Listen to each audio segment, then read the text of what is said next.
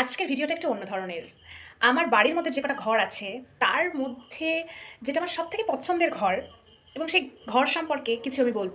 আর আজ থেকে ১৫০ বছর, ১০০ বছর পর সেই ঘর, এই বাড়ি, এই জমি এগুলো কোথায় যাবে? কারা এখানে বাস করবে? এই ঘরে যে স্মৃতি আছে আমার, যে সুন্দর মুহূর্ত আছে, সেগুলো কোথায় যাবে? মাঝে, মাঝে কিন্তু আমি এগুলো ভাবি। আর এটাই তো বাস্তব, তাই না? তো চলো তোমাদেরকে আমার সেই পছন্দের ঘর দেখাই। আমার বাড়ির মধ্যে সবথেকে পছন্দের ঘর এবং শান্তির জায়গা হলো এই ঘরটা। এখানে আমি পড়াই। এই ঘরটা আমার পড়ানোর ঘর।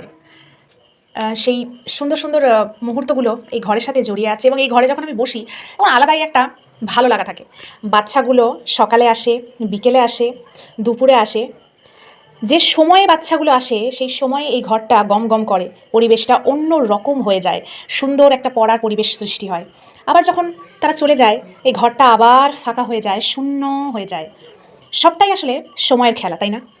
তো আমার এই ঘরটা খুব পছন্দের ঘর এবং এই ঘরে আমার দিনের প্রায় অর্ধেকটা সময় কেটে যায়।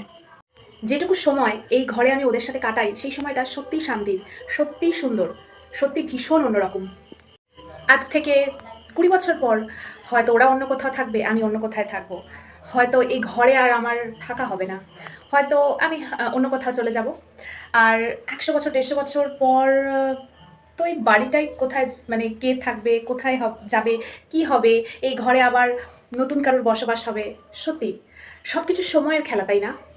তাই যতক্ষণ সময় আছে সব কিছুকে উপভোগ করুন। কারণ আমরা সবাই সময়ের দাস, সময়ের গোলাম আমরা। সময় যেভাবে আমাদেরকে নিয়ে যাবে, সময় সব কিছু করবে। আর আমাদের সেটাই মানতে হবে।